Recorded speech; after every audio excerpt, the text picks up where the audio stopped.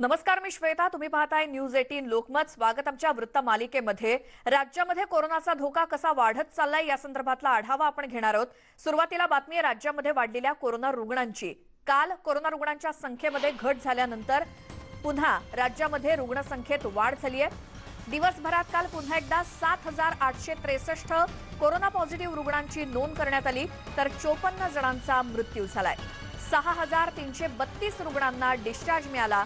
आता राज्यातील ऍक्टिव्ह रुग्णांची संख्या 79,093 इतकी झालेली आहे. संपूर्ण देशभरात रोजच्या रोज कोरोना संख्येमध्ये खूप वेगवेगळे आकडे दिसत आहेत. कधी कमी तर कधी जास्त. परवाचा दिवस कोरोना रुग्णसंख्येच्या मानानं दिलासादायक होता, मात्र काल पुन्हा एकदा राज्यामध्ये कोरोना रुग्ण वाढल्याचं आढळलंय.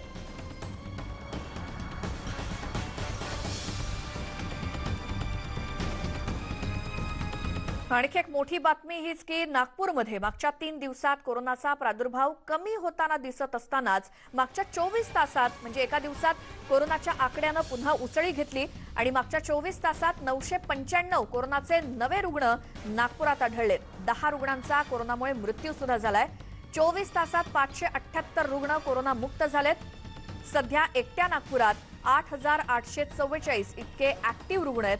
नागपूर जिल्हा परिषदेच्या शिक्षण विभागातील 11 कर्मचारी देखील पॉझिटिव्ह आल्यानं खळबळ माजली. त्यामुळे शिक्षण विभागाच्या दैनंदिन कामकाजावर, शालेय परीक्षांच्या नियोजन आणि आरटी प्रवेश प्रक्रियेच्या कामावर सुद्धा याचा परिणाम होण्याची शक्यता आहे.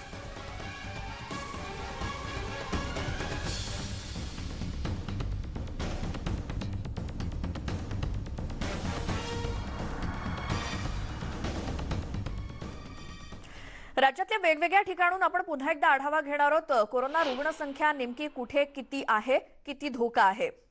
नागपुरातून आपले प्रतिनिधी तुषार कोहळे आपल्यासोबत असणार आहेत. बारामतीमधून जितेंद्र जाधव आणि अमरावतीमधून संजय शेंडे असतील. सुरुवातीला नागपुरात जाऊयात. तुषार, नागपुरातली काय परिस्थिती आहे सध्याची? जर का बघायचं झालं तर मागच्या 3 दिवसांमध्ये नागपूरमध्ये कोरोनाची संख्या कमी होताना दिसत होती. त्यामुळे कुठेतरी दिलासादायक चित्र पाहायला मिळत होतं.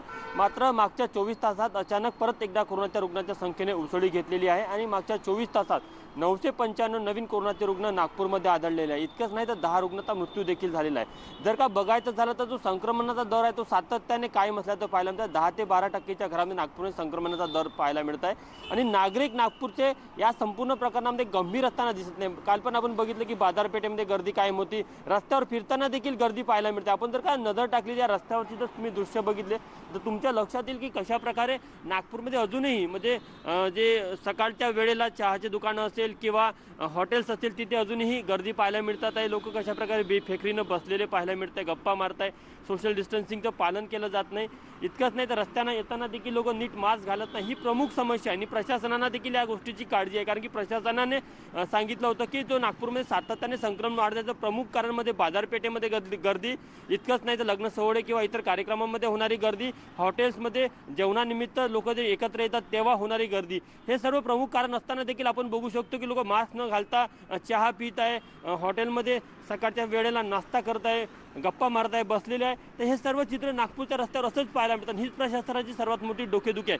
प्रशासनाने या संपूर्ण प्रकरणासंदर्भात कडक नियमावली तयार केलेली आहे, पण नागरिक त्या नियमावलीचं पालन करताना दिसतात. त्याचं प्रमुख कारण हे देखील आहे कारण की प्रशासनाकडे दंडात्मक कारवाई होते पण त्याचा परिणाम नागरिकांवर पाहायला मिळत नाही. जर का नागरिकांवर त्याचा परिणाम पाहायला मिळाला असता तर निश्चितच कुठेतरी नागरिकांच्या मनामध्ये नवीन नियमावलीचं किंवा कायद्याची भीती असते. आपण बघू शकतो की हे बाहेरनं आलेले रुग्ण, नातेवाईक असेल कोणीतरी किंवा नागपूरच्या बाहेरनं आलेले कोणीतरी नागरिक आहे, कशा प्रकारे बसलेले आहे, त्यांना इथं भीती नाही कोरोनाचं संक्रमण होईल, मास्क घातलं पाहिजे. अशा सामान्य समस्या आहे. आपण बघू शकतो की समोरून एक परिवार येत आहे. त्या परिवारामध्ये बघ त्यांनी मास्क घातलेला आहे पण नीट मास्क घातलेलं नाही. 4ही सदस्याकडे मास्क आहे पण त्यातल्या एका सदस्याने नीट मास्क घातलेला. ही प्रमुख समस्या नागपूरमध्ये सर्वत्र पाहायला मिळत आहे.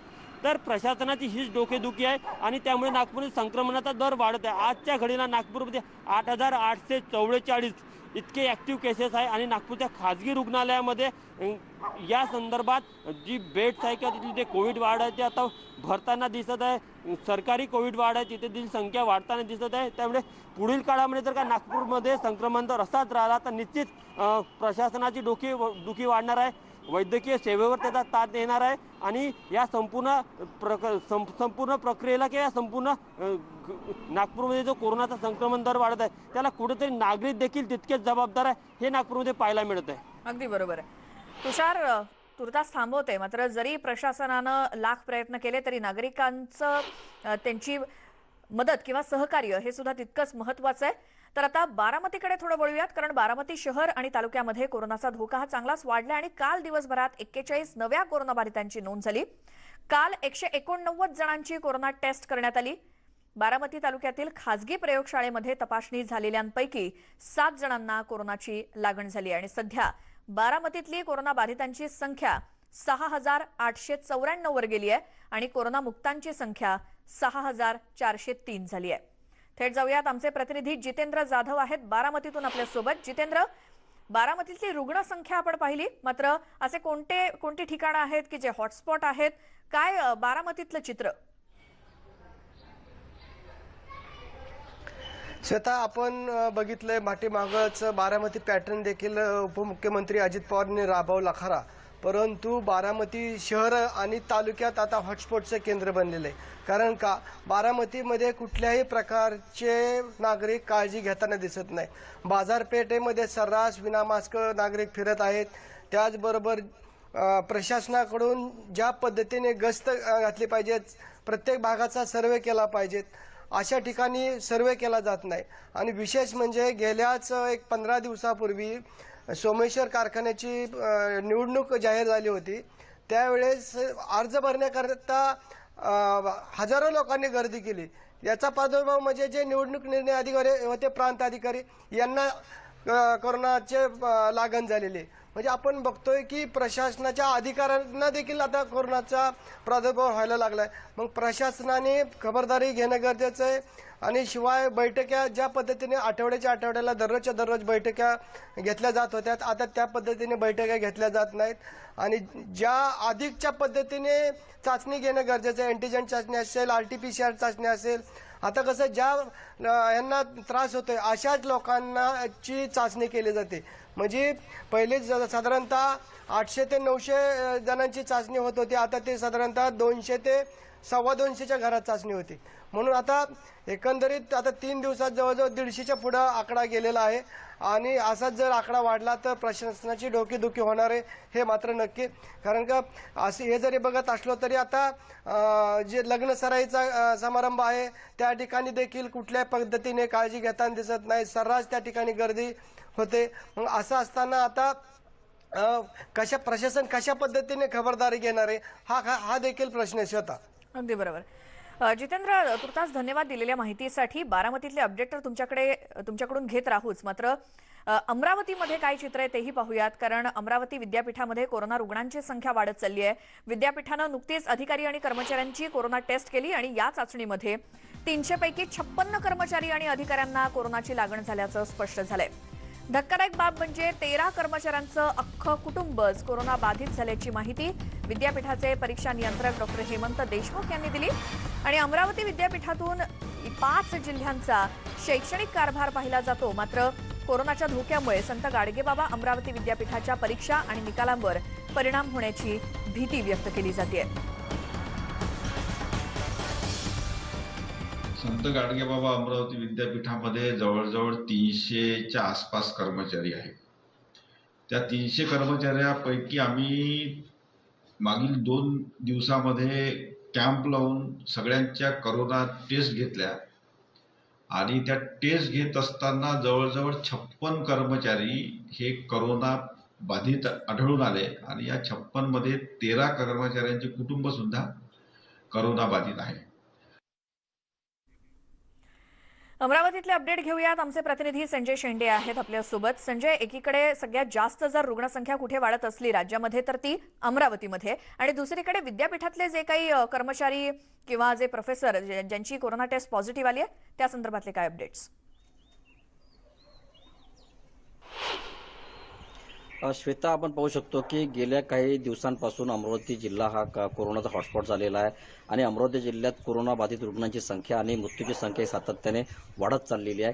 कालचा जर आपण आकडा बघितला तर काल जवळपास 636 रुग्ण जे कोरोनाने बाधित आढळले आहे आणि दिवसभरात जवळपास 24 तासात 12 रुग्णांचा मृत्यू झालेला आहे. खरं बघितलं तर गेल्या आठवड्याभरात जर आपण आकडा बघितला तर अमरावती जिल्ह्यात सातत्याने 800, 900, 900च्या वरच असा आकडा होता. मात्र गेल्या जवळपास 10 दिवसापासून लॉकडाऊन सुरू आहे आणि अमरावतीचा हा लॉकडाऊन जो आहे तो 8 मार्चपर्यंत राहणार आहे. 14 दिवसाचा अमरावतीमध्ये लॉकडाऊन घोषित करण्यात आलेला आहे. त्या पार्श्वभूमीवर जर बघितलं तर आता या लॉकडाऊनचे परिणाम जे आहेत ते कुठेतरी अमरावतीकरांना आता होताना दिसत आहे. जी 800, 900च्या घरात जी कोरोना बाधित रुग्णांची संख्या रोज दिसायची ती आता काल 636 वर आलेली आहे.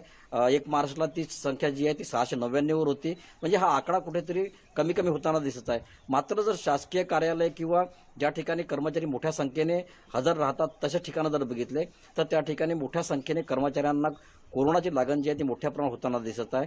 अमरावती विद्यापीठात जवळपास 300 कर्मचारी अधिकारी काम करतात आणि अमरावती विभागाचा संपूर्ण शैक्षणिक कारभार जो आहे तो या अमरावती विद्यापीठातून हाकला जातो. मात्र या अमरावती विद्यापीठाच्या जेव्हा चाचणी करण्यात आली कर्मचाऱ्यांची त्यावेळी जवळपास 56 कर्मचारी आणि अधिकारी जे ते कोरोना पॉझिटिव्ह आढळले. त्यापैकी जवळपास 13 कर्मचाऱ्यांचं अख्खं कुटुंब बाधित झालेलं आहे. यासोबतच जिल्हा परिषद जे अमरावतीचं महत्त्वाचं ग्रामीण भागातला कारभार चालवण्याचं ठिकाण आहे ज्याला मिनी मंत्रालय म्हटलं जातं. या जिल्हा परिषदेची जेव्हा चाचणी घेण्यात आली तर यामध्ये एक उपमुख्य कार्यकारी अधिकाऱ्यासह जवळपास अध्यक्षांच्या दालनातील काही कर्मचारी अशा 13 अधिकारी आणि कर्मचारी जे आहे ते कोरोनाबाधित आढळलेले आहे. म्हणून एकूणच जर बघितलं आपण तर अमरावती जिल्ह्यातला कोरोनाबाधित रुग्णांचा आकडा थोडासा दिलासादायक कमी होताना दिसत असला तरी मात्र मृत्यूंची संख्या जी आहे ती कायम 10-12 अशी राहिलेली आहे. आणि एकूणच जर कार्यालयाची संख्या बघितली तर कार्यालयात मोठ्या प्रमाणात कर्मचाऱ्यांना हा धोका जो आहे हा धोका वाढत चाललेला आहे. श्वेता. संजय, धन्यवाद दिलेल्या माहितीसाठी. अमरावतीमधले हे अपडेट घेतल्यानंतर आता मुंबईकडच्या बातमीकडे वळूयात. कारण मुंबईमध्ये लसीकरणाचा वेग वाढवण्यासाठी एक नवा निर्णय घेण्यात आलेला आहे. तो म्हणजे मुंबईमध्ये आणखी 26 नव्या रुग्णालयांना लसीकरणाची परवानगी देण्यात आली आणि याआधी अवघ्या 3 रुग्णालयांमध्ये लसीकरणाची परवानगी होती आणि आता आणखी 26 नव्या रुग्णालयांची त्यामध्ये भर पडली. त्यामुळे आता एकूण 29 खासगी रुग्णालयांना लसीकरणासाठी परवानगी मिळाली आहे. यामध्ये सर्वाधिक रुग्णालयं ही दक्षिण मुंबईतली आहेत. यामध्ये HN Reliance, Masina, Bombay hospital, Jaslok, SRCC रुग्णालय, सैफी, ब्रिज कँडी, टाटा आणि ग्लोबल सारखी दक्षिण मुंबईतली रुग्णालयं ही लसीकरणासाठी सज्ज आहेत. रुग्णालयामध्ये लसीकरणाची तयारी काही दिसत नाहीये. खासगी रुग्णालयांमध्ये अजून तितकीशी लसीकरणासंदर्भातली तयारी दिसत नसून अनेक रुग्णालयांमध्ये अजूनही तयारी नाही हे वास्तव समोर आले. मुंबईमध्ये एकूण 29 खासगी रुग्णालयांची यादी तर जाहीर झाली मात्र तिथे कोणत्याही प्रकारची तयारी अजून दिसत नाहीये. मुंबईतील अनेक खासगी रुग्णालयांमध्ये लसीकरणासाठी परवानगी मिळाली. 3 वरून डायरेक्टली 29 रुग्णालयं अशी नेमण्यात आलेली आहेत की जिथे कोरोना लसीकरण केलं जाईल. मुंबईमध्ये खास करून दक्षिण मुंबईतली ही बरीच रुग्णालयं आहेत जिथे कोरोना लसीकरण होणार आहे. मात्र या खासगी रुग्णालयांमध्ये लसीकरणासंदर्भातली कोणतीही तितकीशी तयारी झाल्याचं दिसत नाहीये. अजून काही रुग्णालयांची तयारी नाहीच तर अनेक ठिकाणी लसीकरण सुरू होईल की नाही याबद्दल कर्मचाऱ्यांनाच काही खात्री वाटत नाहीये.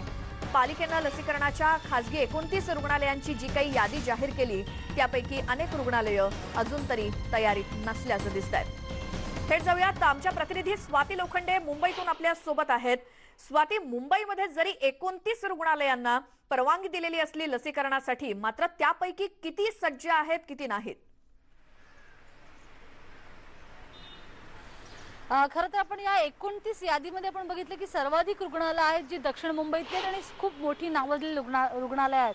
मुंबईच्या पश्चिम आणि पूर्व उपनगरांमध्ये अनेक रुग्णालय आहेत की त्या रुग्णालयांना पालिकेकडनं ऑफिशियली किंवा अधिकृतरित्या कळवलेलंच नाही आहे अशी अनेक हॉस्पिटलची तक्रार आहे. आणि त्याचमुळे त्यांच्याकडे आता जसं मी करुणा हॉस्पिटलमध्ये आहे, बोरिवलीमधलं एक मोठं हॉस्पिटल आहे आणि इथे सकाळपासूनच अनेक सिनियर सिटीजन्सनी ॲक्च्युली गर्दी केली होती. त्यांना असं वाटलं की आजपासून वॅक्सिनेशन सुरू होतंय कारण पालिकेनं ज्या पद्धतीनं म्हणजे इक्बाल चहल मुंबई महानगरपालिकेचे आयुक्त यांनी ट्विट करत ही यादी जाहीर केली होती की मुंबईतले असे कोणते 29 खाजगी हॉस्पिटल आहेत की जिकडे लसीकरणाला लोकांना जाता येईल, त्यामुळे कुठे ना कुठे दिलासा मिळाला होता की ज्या रुग्णालयांमधली किंवा ज्या जम्बो कोविड सेंटरमधली स्थिती आपण बघितली तर ती स्थिती खूपच वाईट होती, कारण अनेकांना अनेक तास तात्काळ उभं राहावं लागलं होतं. त्यामुळे या 29 हॉस्पिटलची यादी आल्यानंतर त्या हॉस्पिटलमध्ये अनेक जणांनी फोन केला, अनेक जणांनी पोहोचायला सुरुवात केली आणि त्याच्यामध्ये जे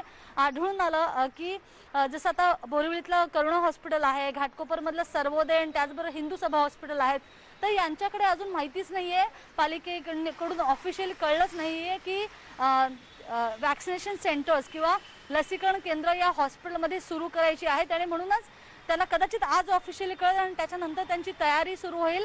त्यामुळे याच्यामध्ये वेळ लागू शकतो, पण किंवा आज तरी अनेक हॉस्पिटल्स तयार नाहीत, ही या क्षणाची महत्त्वाची बातमी आहे. त्यामुळे सिनियर सिटीजन जर स्वतःहून या रुग्णालयांपर्यंत जात असतील त्यांनी ही गोष्ट लक्षात घ्या की एकतर हॉस्पिटल्सना फोन करून विचारा की तिकडे लसीकरण केंद्र सुरू झालेत की नाही, तरच जा, नाही तर तुमची फेरी वाया जाऊ शकते आणि मनस्ताप होईल, ती वेगळी गोष्ट आहे.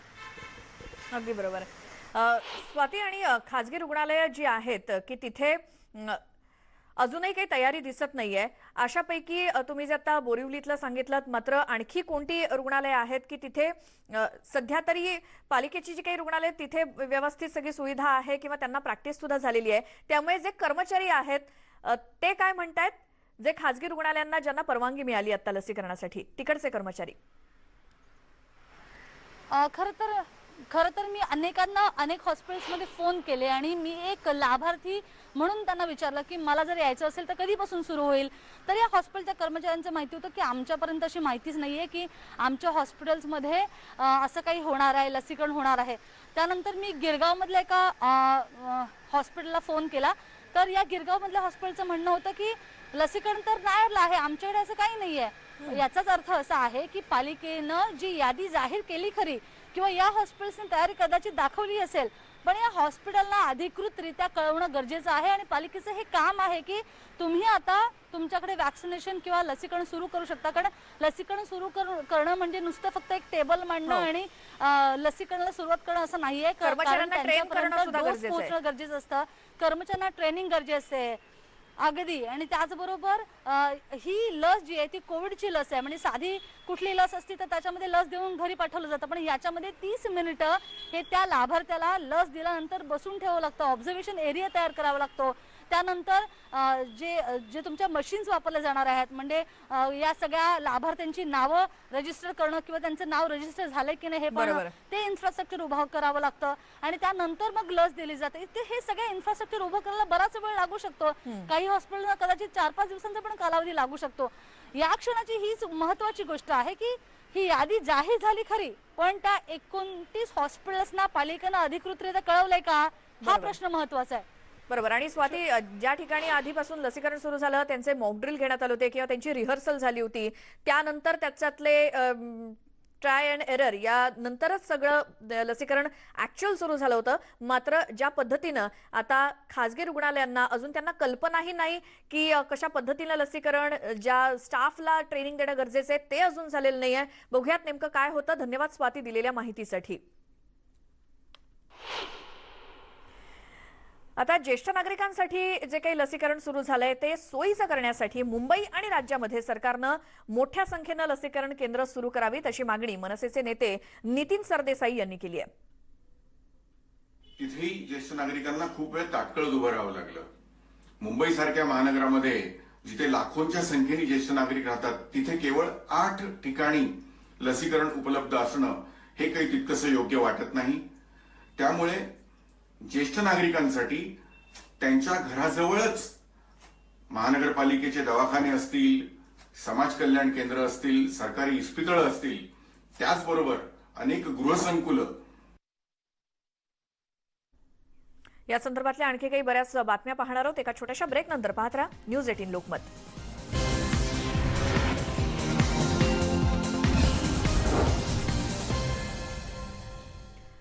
ब्रेकनंतर स्वागत आणि आता बातमी अधिवेशनाची. राज्य विधिमंडळाच्या अर्थसंकल्पीय अधिवेशनाचा 3रा दिवस आहे आणि राज्यपालांच्या अभिभाषणावर चर्चेचा 2रा आणि शेवटचा दिवस आहे. आजही विधिमंडळामध्ये सरकार विरुद्ध विरोधक अशा शाब्दिक चकमकी पुन्हा होताना दिसणार आहेत. भाजपचे आमदार आणि माजी अर्थमंत्री सुधीर मुनगंटीवार पुन्हा एकदा सरकारवरती आज तोफ डागणार आहेत. या सगळ्या चर्चेला मुख्यमंत्री उद्धव ठाकरे उत्तर देतील. मुख्यमंत्रीही तितक्याच ताकदीनं उत्तर देतील. त्यामुळे पुन्हा सरकार विरुद्ध विरोधक अशा सामन्याकडे अवघ्या राज्याचं लक्ष असणार आहे.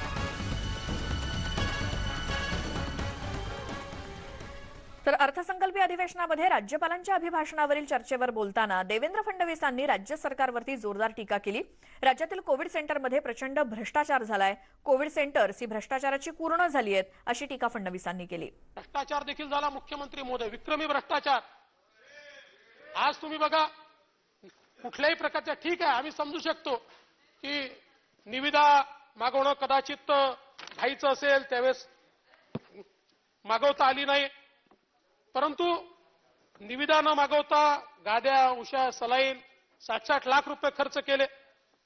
1200 रुपयाचं थर्मामीटर 6500 रुपयात खरेदी केलं.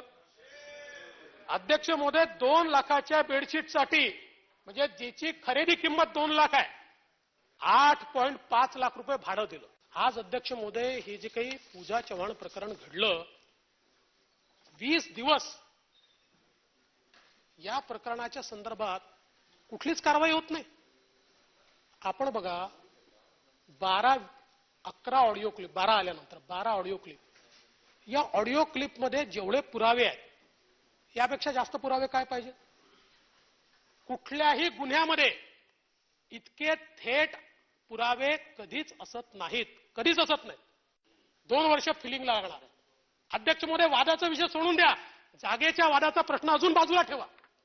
तो जो काय असेल तो समजा उद्या सुटला तरीही सुटल्या, ही जी मेट्रो मुंबईच्या लोकांना आज मिळू शकते, आज म्हणजे या वर्षात मिळू शकते, या वर्षात जी मिळू शकते, 4 वर्ष तुम्ही त्या लोकांना त्या प्रदूषणात ठेवणार. आणि कॉस्ट एस्केलेशन, अध्यक्ष महोदय हे जे सांगितलं होतं ना, तिथे आम्ही एकत्रित करून 1500 कोटी.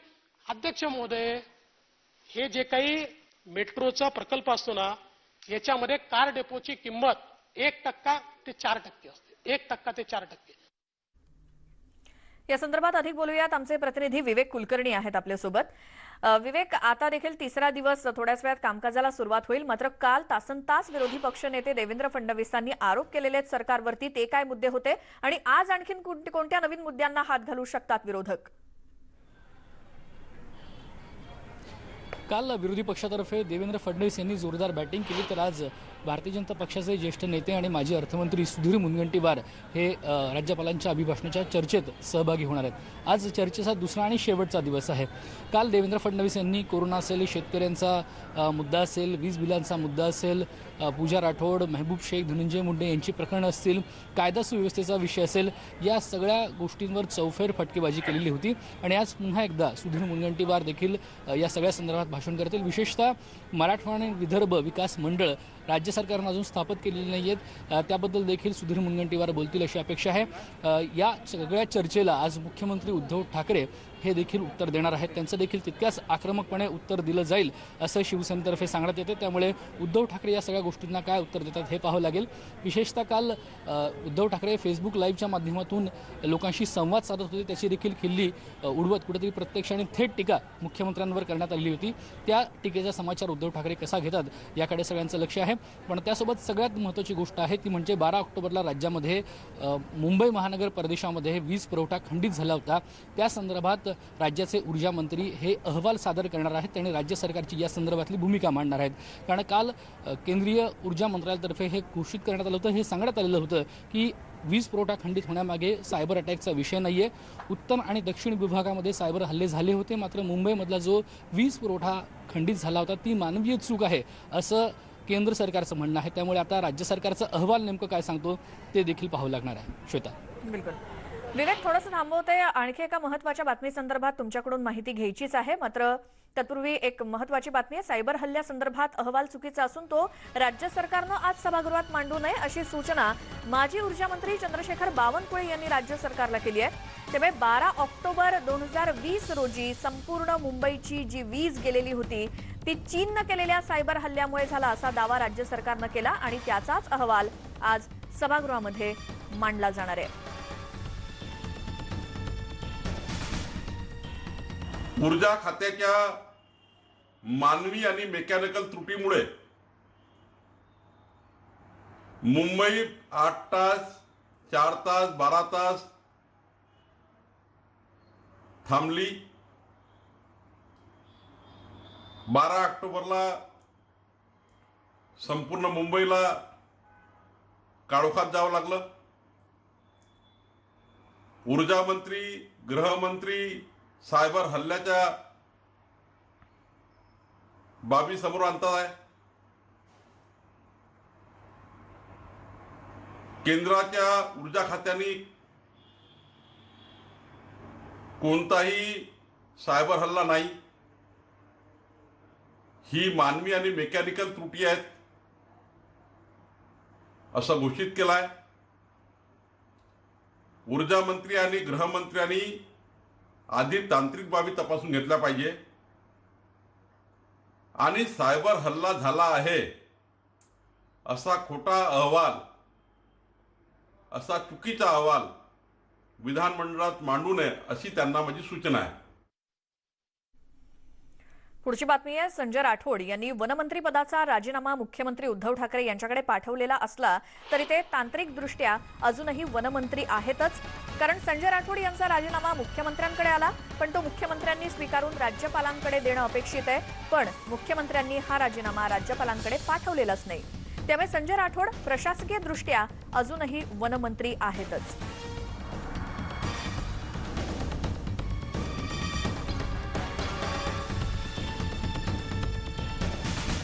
तर रविवारी घेतलेल्या पत्रकार परिषदेमध्ये मुख्यमंत्री संजय राठोड यांच्या राजीनाम्याबाबत काय म्हणाले होते ऐकूयात. राजीनामा दिलेला आहे म्हणजे त्याचा अर्थ काय होतो? नाही, बरोबर आहे. तो म्हणजे तो नुसता काय फ्रेम करून लावण्यासाठी नसतो. तुम्हाला काय वाटलं राजीनामा दिला म्हणजे फ्रेम करून लावू? स्वीकारलेलाच आहे ना त्याने, राजीनामा स्वीकारलेलाच आहे. मी पुन्हा तेच सांगतोय, त्यांनी राजीनामा दिलेला आहे आणि तो स्वीकारल्यानंतर तो काही फ्रेम करून लावण्यासारखा नाहीये. पण त्याच्या मागे उगाचच त्यांना लटकवायचंच आहे. अशा पद्धतीने आगपाखड जी चाललेली आहे ती बंद झाली पाहिजे. जे काय तुमच्याकडे पुरावे असतील जरूर द्या. त्याचं जाहीर चव्हाट्यावरती प्रदर्शन केलं मग न्यायालय आणि तपास यंत्रणा हवी कशाला? याच संदर्भात देवेंद्र फडणवीसांनी काय म्हटलं होतं तेही ऐकूयात. मुख्यमंत्री महोदय म्हणाले की राजीनामा फ्रेम करायला ठेवला नाहीये, पण मला माहित नाही त्यांनी तो पाठवला की नाही. वाटत तर नाही, म्हणजे अजून काही कुठे ऐकायला मिळाला. कदाचित फ्रेम करायला ठेवला असेल तर मला माहिती नाही. याच संदर्भात अधिक बोलण्यासाठी विधान परिषदेचे विरोधी पक्षनेते प्रवीण दरेकर आपल्यासोबत फोनलाईनवरती जोडले गेलेत. दरेकरजी, स्वागत तुमचं न्यूज 18 लोकमतमध्ये. काल देखील तुम्ही हा मुद्दा विधिमंडळामध्ये मांडला आणि आज नेमकं काय तुमची भूमिका असणार आहे? नाही, मला वाटतं मुख्यमंत्र्यांची करणी आणि कथनीतला फरक दिसतोय. कारण आपण प्रसार माध्यमांनी राजीनाम्याच्या वेळेला माननीय मुख्यमंत्र्यांना प्रश्न विचारलात, राजीनामा मंजूर कधी करणार आणि राज्यपालांकडे कधी पाठवणार, यावर त्यांना प्रश्न विचारलेला आवडत नाही. शेवटी जास्त आग्रह झाल्यावर राजीनामा मी काय फ्रेम करून ठेवणार नाही. मी त्या ठिकाणी फ्रेम शोधल्या. मातोश्रीत फ्रेम नाहीये, वर्षावर नाहीये, सह्याद्रीवर नाहीये की मुख्यमंत्री कार्यालयात नाही. त्याच्यामुळे हा राजीनामा नेमका कुठे आहे त्याचा शोध घेण्याची मागणी आज मी करणार आहे. कारण आज महाराष्ट्रातील जनतेला या राज्याचा वनमंत्री कोण आहे हे त्या ठिकाणी माहीत होणं आवश्यक आहे. जरी त्या ठिकाणी तोंडी बोललं की वनमंत्र्यांचा चार्ज मुख्यमंत्र्यांनी स्वतःकडे घेतलेला आहे, तरी तोंडी बोलणं आणि प्रशासकीय वैधानिक प्रक्रिया पूर्ण करणं हे लोकशाहीमध्ये, संविधानामध्ये महत्वाचं असतं. जी प्रक्रिया आत्ता या क्षणी पूर्ण झाल्याचं आम्हाला कोणालाही माहीत नाही. राज्यपालांच्या कार्यालयामधनं अशा प्रकारचा राजीनामा आपल्याकडे आला नसल्याचं सुद्धा सांगितलं गेलेलं आहे. मग राजीनामा प्रशासनाकडे नाही, राजीनामा राज्यपालांकडे गेलेला नाही. मग अधिवेशनाच्या तोंडावर राज्याचा वनमंत्री कोण आहे, वन खात्याच्या प्रश्नावर उत्तर द्यायला राज्यमंत्री असू शकतो, मुख्यमंत्री सरकार देऊ शकतो. पण महाराष्ट्रातील जनतेला माहीत असायला पाहिजे ना की संजय राठोड आज मंत्री आहेत की आमदार आहेत. कारण आज ऑन रेकॉर्ड संजय राठोड मंत्रीच आहेत. अधिकृत कुठल्याही प्रकारे त्यांचा राजीनामा स्वीकारल्याचे दस्तऐवज उपलब्ध नाहीत. आणि त्याच्यामुळे मी म्हटलो होतो त्याच वेळा की तुम्ही एकाने मारल्यासारखं करायचं, दुसऱ्याने रडल्यासारखं करायचं आणि महाराष्ट्रातील जनता मूर्ख आहे. थोडा वेळ गेला, दिवस गेले की त्या ठिकाणी ते विसरतील. अशा प्रकारचे चुकीचा समज किंवा भ्रम या मंडळींचा निश्चितपणे आहे. परंतु या ठिकाणी मी पुन्हा सांगतो, प्रश्न हा केवळ भारतीय जनता पार्टीचा नसून किंबहुना संजय राठोड हा व्यक्तिगत आमचं टार्गेट नसून अशा प्रकारच्या पूजा चव्हाण पुन्हा त्या ठिकाणी राज्यामध्ये होता कामा नये, ही काळजीपोटी, महिलांच्या सुरक्षेपोटी हा विषय आम्ही त्या ठिकाणी लावून धरलाय. जी. या दरम्यान राज्याचे मुख्यमंत्री म्हणाले की अशा प्रकारचा जोर आला म्हणून कोणावर अन्याय करता कामा नये आणि शेवटी मग न्याय व्यवस्था, पोलीस व्यवस्था कशासाठी हवी. मग जर आम्ही असं विचारलं की आज महाराष्ट्र सरकारकडून त्या ठिकाणी न्याय मिळत नसेल, या राज्यामध्ये 20-22 दिवस झाले FIR दाखल होत नसेल, चौकशीचं तथ्य बाहेर येत नसेल, तर सरकार आणि मुख्यमंत्री तरी हवेत कशाला. जी. त्याच्यामुळे मला वाटतं अत्यंत बेजबाबदार, बेफिकीर असे सरकार आहे. सत्तेचा माज, सत्तेची मस्ती त्या ठिकाणी आहे. महाविकास आघाडी म्हणून आम्ही एकत्रित राहू, आमचं संख्याबळ आहे, आमचं कोणी काही करू शकत नाही, अशा प्रकारचं एक सत्तेचा अहंभाव या ठिकाणी यांच्यामध्ये आलेला आहे. आणि त्यापोटी राजीनामा घेतल्याचं नाटक केलं की काय, याचं उत्तर येणाऱ्या काळात कळेल.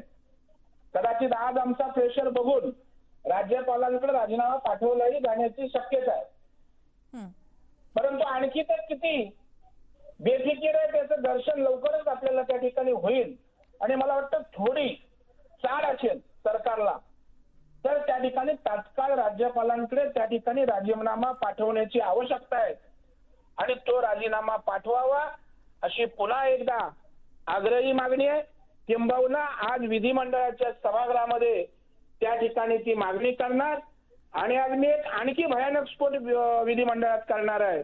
दुसरा एक संजय राठोड या महाविकास आघाडीच्या सरकारमध्ये आहे, तो कोण आहे, त्याची सत्यता काय, हेही त्या ठिकाणी मी आज विधान परिषदेच्या सभागृहात मांडणार आहे आणि खळबळ महाराष्ट्राच्या राजकारणात त्या ठिकाणी होणार आहे. जी. प्रवीण दरेकरजी, खूप धन्यवाद, तुम्ही न्यूज 18 लोकमतशी बोललात त्याबद्दल.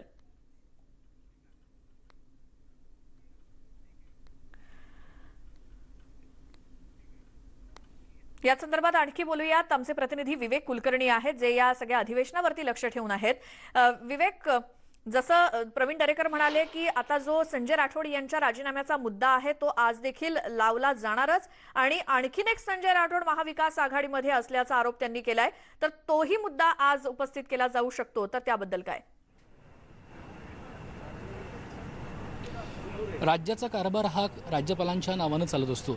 राज्यपाल हे मंत्रिमंडळाला शपथ देत असतात, त्यामुळे जर एखाद्या मंत्र्याचा राजीनामा मुख्यमंत्री घेत असतील तर तो त्यांच्याकडे दिला तरी तो राज्यभवनाकडे पाठवावा लागतो. राज्यपालांनी तो मंजूर केल्यानंतर तशा पद्धतीची सूचना देखील दिली जात असते आणि तो त्या खात्याचा कार्यभार हा मुख्यमंत्री किंवा इतर मंत्र्यांकडे दिला जाईल याची सूचना काढल्यानंतरच तो राजीनामा मंजूर झाला हे स्पष्ट होत असतं. मात्र अजून तरी राजभवनाकडे हा त्यांचा राजीनामा, संजय राठोडांचा राजीनामा गेला आहे की नाही हे अजून स्पष्ट झालेलं नाही आहे. काल तर विधानसभेमध्ये बोलताना देवेंद्र फडणवीस यांनी देखील स्पष्ट केलेलं होतं की यांनी देखील अशी शंका उपस्थित केलेली होती की हा राजीनामा जरी घेतला असला तरी तो अजून राज्यपालांकडे पोहोचला की नाही याबद्दलची माहिती नाही आहे कुठलीही अजून उपलब्ध. त्यामुळे तांत्रिकदृष्ट्या तरी ते अजूनही वनमंत्री आहेत. उद्धव ठाकरे यांनी पत्रकार परिषदेमध्ये हे स्पष्ट केलं होतं की त्या खात्याचा कार्यभार माझ्याकडे असणार आहे, पण तो संजय राठोड यांचा राजीनामा त्यांनी खरोखरच राज्यपालांकडे पाठवला आहे का आणि तो राजीनामा मंजूर झाला आहे का याबद्दलची स्पष्टता राज्य सरकारकडून येणं अजून बाकी आहे. बिलकुल. विवेक, खूप धन्यवाद दिलेल्या सविस्तर माहितीसाठी आणि सगळे अपडेट तुमच्याकडनं घेत राहूच आज विधिमंडळामध्ये काय काय घडते. एक अगदी छोटासा ब्रेक आपण इथे घेणार आहोत. पाहत राहा न्यूज 18 लोकमत. ठिकाणी एक मोठी बातमी. औरंगाबादमध्ये वाळुंज MIDC मध्ये ध्रुवतारा कंपनीला भीषण आग लागली. यामध्ये संपूर्ण कंपनीची इमारत आगीच्या भक्ष्यस्थानी पडली आहे. पहाटे 3:30च्या सुमारास ही आग लागली आणि 4 तासांच्या अथक परिश्रमानंतर अग्निशमन दलाच्या जवानांना आग आटोक्यात आणण्यात यश आलंय. थेट जाऊयात, आमचे प्रतिनिधी सचिन जिरे आहेत फोन लाईनवरती. सचिन, ही कोणती कंपनी आहे आणि आगीचं कारण काय? हे दुचाकी आणि 3 चाकी जे वाहनांसाठी लागणारे प्लास्टिकचे स्पेअर पार्ट्स असतात त्यांना बनवणारी ही कंपनी आहे. आणि या कंपनीमध्ये पहाटे 3:30 ते 4 वाजेच्या सुमारास अचानक भीषण आग लागली. या भीषण आगीची माहिती पडत आजूबाजूच्या कंपनीतील कामगारांनी तिथे धाव घेतली. मात्र क्षणातच या आगीने संपूर्ण कंपनीला विळखा घातला आणि त्यानंतर अग्निशमन दलाच्या बंबांना त्या ठिकाणी पाचारण करण्यात आलं. 3:30-4 वाजेपासून ते सकाळी पहाटे 7 वाजेपर्यंत अग्निशमन दलाचे जे जवान आहेत ही आग आटोक्यात आणण्याचा प्रयत्न करत होते. मात्र 4 तासानंतर ही अथक परिश्रमानंतर ही आग आटोक्यात आलेली आहे. पण मात्र तोपर्यंत कंपनीतला मोठ्या प्रमाणात नुकसान झालेलं आहे. कंपनीचं अनेक साहित्य जे आहे ते जळून सध्या खाक झालेलं आहे. मात्र ही आग नेमकी कशाने लागली हे समोर आलेलं नसून शॉर्ट सर्किटमुळे ही आग लागली असावी असा प्राथमिक अंदाज या ठिकाणी वर्तवण्यात येत आहे. मात्र या आगीमध्ये लाखोंचं नुकसान या कंपनीचं झालेलं आहे. सचिन, धन्यवाद दिलेल्या सविस्तर माहितीसाठी. तर औरंगाबादच्या वाळुंज MIDC मध्ये